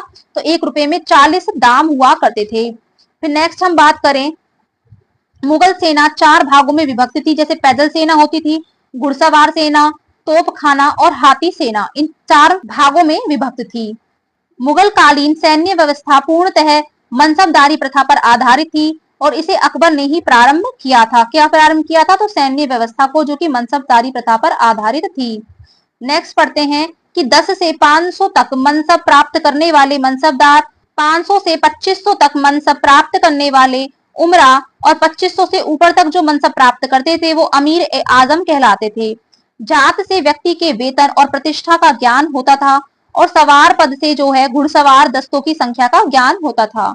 जहांगीर ने सवार पद में 2 अस्पा और सिंह अस्पा की व्यवस्था भी चलाई थी। सर्वप्रथम यह पद महाबत खां जो था उसको दिया गया था। ठीक है। मुगल कालीन लगान वसूलने की जो व्यवस्थाएं थी वो क्या थी? तो गल्ला बख्शी होता था। इसमें फसल का जो कुछ भाग है वह सरकार द्वारा ले लिया जाता था। अगर नसक की बात करें तो इसमें जो खड़ी फसल के आधार पर लगान का अनुमान लगा करके फसल कटने पर उसे ले लिया जाता था और ये जो व्यवस्था थी बंगाल में थी, मतलब अनुमान लगा लेते थे पहले ही। अगर बात करें जब्ती की तो इसमें बोई गई जो फसल है के आधार पर लगान निश्चय किया जाता था और नकद ले लिया जाता था। नेक्स्ट आपके पास आ जाते हैं मराठों का उत्कर्ष। मराठों के उत्कर्ष की बात करें तो मराठा साम्राज्य का संस्थापक शिवाजी था। शिवाजी का जन्म 6 अप्रैल 1627 ईस्वी में शिवनेर दुर्ग जो कि जुन्नार के समीप है वहां हुआ था। शिवाजी के पिता का नाम शाहजी भोसले और माता का नाम जीजाबाई था। शाहजी भोसले की दूसरी पत्नी का नाम तुकाबाई मोहिते था। शिवाजी के गुरु कोंडदेव थे। तो शिवाजी के गुरु कौन थे? कोंडदेव थे। आध्यात्मिक क्षेत्र में शिवाजी के आचरण पर गुरु रामदास का काफी प्रभाव था। शिवाजी का विवाह साईं बाई निम्बालकर से 1640 में हुआ था। तो किससे हुआ था? तो साईं बाई निम्बालकर से हुआ था शिवाजी का विवाह। शाहजी ने शिवाजी को पूना की जो जागीर है वह प्रदान की और स्वयं बीजापुर रियासत में नौकरी कर ली। अब देखिए आपको कुछ महाराष्ट्र के प्रमुख संत दे रखे हैं, जैसे कि ज्ञानदेव या ज्ञानेश्वर, जिनका कार्यकाल 1271 से 1296 तक रहा। महाराष्ट्र के भक्ति आंदोलन के जनक और मराठी भाषा और साहित्य के संस्थापक। भगवत गीता पर भावार्थ दीपिका नामक एक वृहत टीका लिखी और जिसे सामान्य रूप से ज्ञानेश्वरी के नाम से जाना जाता है। फिर बात करते हैं नामदेव की, तो 1270 से और 1350 ईस्वी में इनके आराध्य देव पांढरपुर के विठोबा और विठल, जिन्हें विष्णु के रूप में जाने जाते हैं, विठोबा या विठल की उपासना को बरकरी संप्रदाय के नाम से जाना जाता है और जिसकी स्थापना किसने की थी? नामदेव ने की थी। दोस्तों बात करते हैं एकनाथ की, तो 1533 से और 1599 ईस्वी इन्होंने रामायण पर भावार्थ रामायण नामक एक टीका लिखी थी। और तुकाराम की बात करें तो 1598 से और 1650 इन्होंने भक्ति परक कविताएं लिखी जिसे अभंग कहा जाता है। और यह अभंग भक्ति परक काव्य के ज्योतिपुंज हैं। रामदास की बात करें तो 1608 से और 1681 ईस्वी में महाराष्ट्र के अंतिम महान संत कवि ये हुए और देशबोध नामक जो रचनाएं हैं और उपदेश हैं, इनका क्या किया इन्होंने? संकलन किया। तो दशबोध जो रचनाएं हैं, इनका उपदेश और संकलन किसने किया? रामदास जी ने किया था दोस्तों। अपने सैन्य अभियान के अंतर्गत 1644 में शिवाजी ने सर्वप्रथम बीजापुर के तोरण नामक एक पहाड़ी किले पर अधिकार किया और 1656 में शिवाजी ने रायगढ़ को अपनी राजधानी बना लिया। बीजापुर के सुल्तान ने अपने योग्य सेनापति अफजल खां को सितंबर 1665 में शिवाजी को पराजित करने के लिए भेजा और शिवाजी ने अफजल खां की क्या कर दी? हत्या कर दी। तो किसने भेजा था? तो बीजापुर के सुल्तान ने। शिवाजी ने सूरत को 1664 में 1679 में लूटा था। तो जो शिवाजी थे इन्होंने सूरत को 1664 में एवं 1679 में लूटा था। पुरंदर की संधि की बात करें तो 1665 में महाराजा जयसिंह और शिवाजी के मध्य हुई थी और 1672 में शिवाजी ने पनहाला दुर्ग को बीजापुर से छीन लिया था। 5 जून 1674 ईस्वी को शिवाजी ने रायगढ़ में वाराणसी जो काशी में पड़ता है, इसके प्रसिद्ध विद्वान थे श्री गंगा भट्ट। तो इन गंगा भट्ट द्वारा अपना राज्याभिषेक करवाया था किसने? शिवाजी ने। और मूल रूप से गंगा भट्ट महाराष्ट्र का ही एक सम्मानित ब्राह्मण था जो कि लंबे समय से वाराणसी में रह रहा था। शिवाजी को औरंगजेब ने मई 1666 में जयपुर भवन में कैद कर दिया, जहां से वह 16 अगस्त 1666 को भाग गए थे और मात्र 53 वर्ष की आयु में 3 अप्रैल 1680 ईस्वी को शिवाजी की क्या हो गई? मृत्यु हो गई। तो 53 वर्ष की उम्र में ही इनकी क्या हो गई थी? मृत्यु हो गई थी शिवाजी की। शिवाजी के मंत्रिमंडल को अष्टप्रधान कहा जाता था और अष्टप्रधान में पेशवा का पद सर्वाधिक महत्वपूर्ण और सम्मान का होता था। अष्टप्रधान के कुछ निम्न पद हैं, जैसे पेशवा प्रधानमंत्री होता था और राज्य का प्रशासन तथा अर्थव्यवस्था की देखरेख ये करता था। सरी नौबत की बात करें तो ये सेनापति होता था, यानी कि सैन्य प्रधान होता था। अमात्य जो होता था ये राजस्व मंत्री होता था, जो कि आय और व्यय का क्या रखता था? लेखा जोखा। वाक्या नवीस की बात करें तो सूचना, गुप्तचर और संधि विग्रह के जो विभाग हैं, ये इनका अध्यक्ष होता था। चिटनिस की बात करें तो राजकीय पत्रों को पढ़कर उसकी जो भाषा शैली होती थी उसको देखता था। सुमंत की बात करें तो एक विदेशी मंत्री होता था। पंडित राव की बात करें तो धार्मिक कार्यों के लिए जो तिथि का निर्धारण ये करता था। और न्यायाधीश की बात करें तो न्याय विभाग का प्रधान होता था न्यायाधीश। शिवाजी के दरबार में मराठी को भाषा के रूप में प्रयोग लेते थे और शिवाजी की सेना 3 महत्वपूर्ण भागों में विभक्त थी। एक तो पाका सेना होती थी जो नियमित घुड़सवार सैनिक होते थे, एक सिलहदार हुआ करते थे जो अस्थायी घुड़सवार सैनिक थे और जो पैदल वाले थे यह पैदल सेना हुआ करती थी। शिवाजी की कर व्यवस्था मलिक अंबर की कर व्यवस्था पर आधारित थी और शिवाजी ने रस्सी नामक माप की व्यवस्था के स्थान पर काठी एवं मानक छड़ी के प्रयोग को आरंभ किया। शिवाजी के समय पर कुल उपज का 33% भाग राजस्व के रूप में वसूला जाता था और जो कि बढ़कर के कितना हो गया था? 40% हो गया था। आपको कुछ यहाँ शिवाजी के किले और उनकी सुरक्षा में नियुक्त अधिकारी दिए गए हैं, जैसे हवलदार। तो किले की जो आंतरिक व्यवस्था की देखरेख हवलदार करता था। अगर सरे नौबत की बात करें तो किले की सेना का ये नेतृत्व करता था। अगर सबनीस की बात करें तो किले की अर्थव्यवस्था, पत्र व्यवहार और भंडार की देखरेख ये किया करता था। आगे बात करें तो चौथ एवं सरदेशमुखी नामक एक शिवाजी के द्वारा ही लगाया गया था। चौथ जो होता था ये किसी एक क्षेत्र को बर्बाद न करने के बदले दी जाने वाली रकम को कहा गया था और सरदेशमुखी इसके हक का दावा करके शिवाजी स्वयं को सर्वश्रेष्ठ देश मुख प्रस्तुत करना चाहते थे। शिवाजी के उत्तराधिकारी की बात करें तो शिवाजी का उत्तराधिकारी संभाजी था और संभाजी ने उज्जैन के हिंदी एवं संस्कृत के प्रकांड जो विद्वान थे कवि कलश, इनको अपना पहला सलाहकार नियुक्त किया। किनको? कवि कलश को। मार्च 1689 को मुगल सेनापति मर्रब खां ने संगमेश्वर में छिपे हुए संभाजी और कवि कलश को गिरफ्तार कर लिया और उनकी हत्या कर दी। संभाजी के बाद में 1689 में राजा राम का नए छत्रपति के रूप में राज्याभिषेक हुआ और राजा राम ने अपनी दूसरी राजधानी सतारा को बनाया। राजा राम मुगलों से संघर्ष करता हुआ 1700 में मारा गया। राजा राम की मृत्यु के बाद उसकी विधवा पत्नी ताराबाई ने अपने 4 वर्षीय पुत्र शिवाजी द्वितीय का राज्याभिषेक करवाकर मराठा साम्राज्य की वास्तविक संरक्षका बन गई। 1707 ईस्वी में औरंगजेब की मृत्यु के बाद संभाजी के पुत्र साहू जो कि औरंगजेब के कब्जे में था, भोपाल के निकट मुगल शिविर से वापस महाराष्ट्र आया। साहू एवं ताराबाई के बीच 1707 में खेड़ा का युद्ध हुआ और जिसमें साहू की क्या हो गई, विजय हो गई। और साहू ने 22 जनवरी 1708 को सतारा में अपना राज्य अभिषेक करवाया और साहू के नेतृत्व में नवीन मराठा साम्राज्य के प्रवर्तक पेशवा लोग थे, जो कि साहू के पैतृक प्रधानमंत्री थे। पेशवा पद पहले पेशवा के साथ ही वंशानुगत हो गया था। अगर बात करें 1713 ईस्वी में साहू ने बालाजी विश्वनाथ को पेशवा बनाया और इनकी मृत्यु 1720 ईस्वी में हुई और इसके बाद पेशवा जो है वह बाजीराव प्रथम हो गए। पेशवा बाजीराव प्रथम ने मुगल साम्राज्य की कमजोर रही स्थिति का फायदा उठाते हुए साहू को उत्साहित करते हुए कहा कि आओ हम इस पुराने वृक्ष के खोखले तने पर प्रहार करें और शाखाएं तो स्वयं ही गिर जाएंगी। हमारे प्रयत्नों से मराठा का पताका कृष्णा नदी के अटक तक फहराने लगेगा। उत्तर में साहू ने कहा कि निश्चित रूप से ही आप इसे हिमालय के पार गाड़ देंगे और निसंदेह आप योग्य पिता के योग्य पुत्र हैं।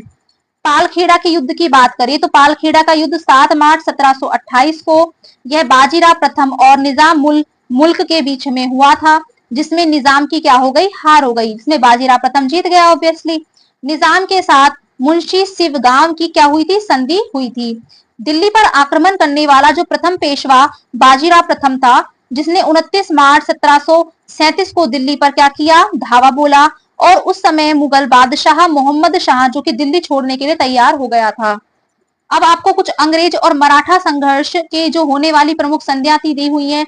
जैसे सूरत की संधि हुई थी 1775 में, पुरंदर की संधि हुई थी 1776 में, बड़गाम की संधि 1779 में, सालाबाई की संधि 1782 में, बसीन की संधि हुई थी 1802 में और देवगाम की संधि 1803 में और जो सुरजी अर्जुन गांव की जो संधि हुई 1803 में, राजापुर घाट की जो संधि हुई थी ये कब हुई थी, तो ये 1804 में हुई थी दोस्तों। ओके, बाजीराव प्रथम मस्तानी नामक एक महिला से संबंध होने के कारण चर्चित रहा था। कौन, बाजीराव प्रथम।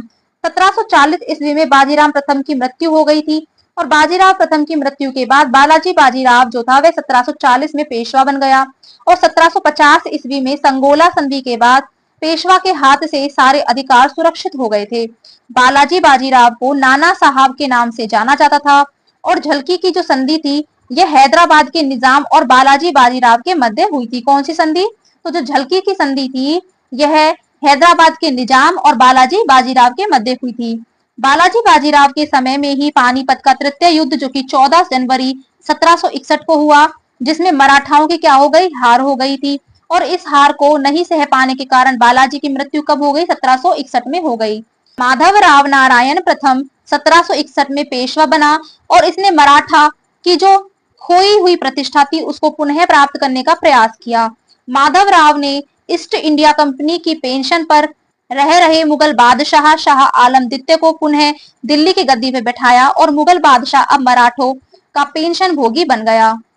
पेशवा नारायण राव 1772 से 73 की हत्या उसके चाचा रघुनाथ राव के द्वारा कर दी गई। पेशवा माधवराव नारायण द्वितीय की अल्पायु के कारण मराठा राज्य की देखरेख वाराह भाई सभा नामक की एक 12 सदस्यों की परिषद करती थी और इस परिषद के 2 महत्वपूर्ण सदस्य थे, महादजी सिंधिया और नाना फडनवीस। अंतिम पेशवा राघोवा का पुत्र बाजीराव द्वितीय था, जो अंग्रेजों की सहायता से ही क्या बना था, पेशवा बना था और मराठों के पतन में सर्वाधिक जो योगदान थे वो इसी का ही था। और सहायक संधि स्वीकार करने वाला जो प्रथम मराठा सरदार था वो भी कौन था, तो ये बाजीराव द्वितीय ही था दोस्तों। प्रथम अंगल मराठा जो युद्ध है 1775 से 1782 तक चला और इसके बाद 1776 ईस्वी में पुरंदर की संधि और इसके तहत कंपनी ने रघुनाथ राव के समर्थन को वापस ले लिया। द्वितीय आंग्ल मराठा युद्ध की बात करें 1803 से और 1805 तक हुआ। इसमें जो भोसले था जो नागपुर, इसने अंग्रेजों को चुनौती दी और इसके फलस्वरूप 7 सितंबर 1803 को देवगांव की क्या हो गई, संधि हो गई। अगर तृतीय आंग्ल मराठा युद्ध की बात करें तो ये कब हुआ था, तो ये 1816 से 1818 में हुआ और इस युद्ध के बाद मराठा भक्ति और पेशवा के जो वंशानुगत पद हैं इनको समाप्त कर दिया गया। और जो पेशवा बाजीराव द्वितीय था इसने कोरेगांव एवं अष्टी के युद्ध में हारने के बाद फरवरी 1818 में मेलकम के सम्मुख ही आत्मसमर्पण कर दिया और अंग्रेजों ने पेशवा के पद को समाप्त करके बाजीराव द्वितीय को कानपुर के निकट ही एक बिठूर में पेंशन पर जीने के लिए भेज दिया, जहां 1853 में इसकी क्या हो गई, बाजीराव द्वितीय की मृत्यु हो गई फ्रेंड्स। ओके दोस्तों, तो आज की सीरीज को हम यहीं एंड करेंगे और जिसने भी ये वीडियो यहाँ तक देखा है फ्रेंड्स, उसको मेरी तरफ से थैंक यू दोस्तों। इस चैनल को ज़्यादा से ज़्यादा सब्सक्राइब कीजिए फ्रेंड्स, और वीडियो पसंद आया हो तो वीडियो को लाइक भी कीजिए।